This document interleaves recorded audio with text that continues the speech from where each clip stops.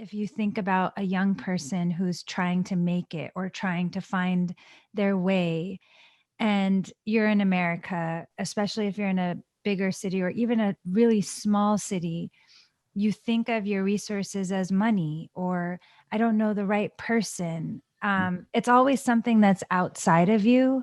Mhm. How do you feel about that? Like, what have you felt are your resources? Because it feels like where you draw from and how you make things happen and the routes you take towards them are never with traditional ideas of resource. Yeah, I mean, I think that I've by almost by default had to exist there due to my inability to compromise on the internal resources that are God given. The things that I am blessed enough, and we are all blessed enough to be born into on completely different circumstances. But there's something here that I think that you're asked to almost give away your resources to gain access to things. Apparently, we receive an entry into a doorway that's going to get you something more. And I feel that if we can do that on our terms, then of course we can give and we can exchange with whoever, whatever values are there. But if you start to give a piece of yourself away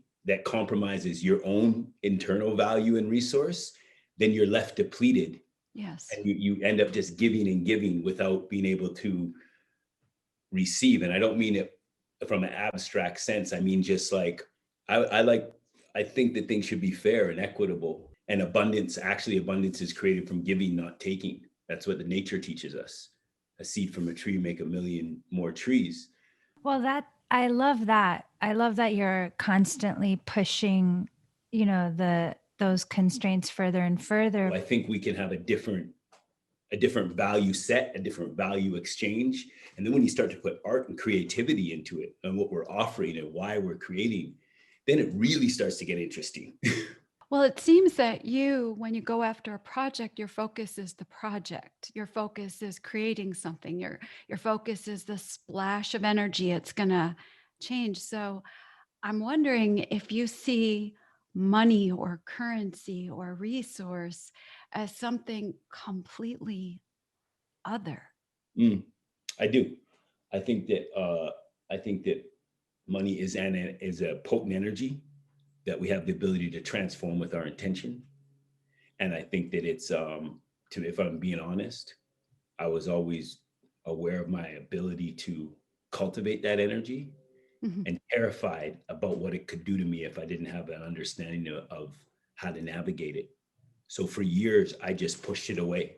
I would generate and give it away, or be reckless, or kind of this person or or not let anything kind of attach itself to me, because I didn't know what I would become.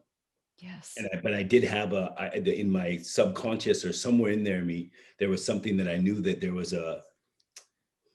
I don't mean to sound dramatic, but like a monster, something that was in me that I would become something I didn't like, and that I didn't know if I'd be able to undo that. And so Because what it's not happened, you. I would try to protect my heart. So I would like get into these opportunities that were on paper, like the greatest opportunity, the most money, da da da, all these things. And I'd like shoot myself in the foot. I'd turn at the last minute, and people would look at me and be like, I think we all go into survival mode in different ways all the time. It just looks different. and it was interesting because socially it's like, oh, it's a failure. You didn't do what you were supposed to do, or you almost made it. So I've kind of fumbled around in the dark because the highest I couldn't put the highest value on a dollar, because I don't think Mhm. that's what we're here for. And Right. it plays a part, but I'm interested in an alternate value system. For a lot of people, it's all or nothing. It's like either I do this thing or I'm nothing. There's also this sense of desperation of just wanting to be there for yourself, whatever that is, wherever that is, that it's just kind of by any means necessary.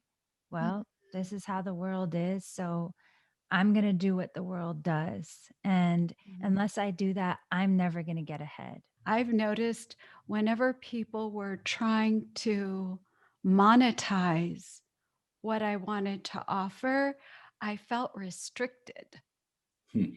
And whenever I set out on my own, where there's no money, then resources came, Mhm. So it's just a different look at what brings what. And I think we've created an infrastructure in our economy that we don't even know there's other things that will create prosperity, not money.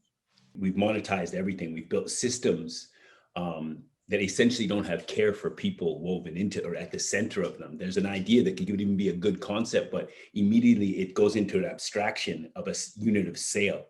It's extractive by nature, so it lives outside of you. And then we begin to, like, from an artistic standpoint, we begin to say, okay, well, what is your value here Yes. against a painting that is, $1 million painting, or a number one record, or an Oscar award that lives outside of you, when in fact art and creativity and the artist's role is actually, there's this cultural currency I would offer that weaves the fabric of society together, that is born of an emotional tapestry of joy, compassion, confrontation, pain, healing, these things that are inherent to human being, not doing. That unit of sale of, let's use art as that's a place I know, but I think it's even wider. That idea, if we're being generous, is 150 years old. Artistic practice lives in that industry of sale and extractive exchange. But if we look back in time, memorial, all the way back, the art that has been created and the artist's role in society was very simple. It was, and is, I believe, in service of people, in reverence of what is greater than you.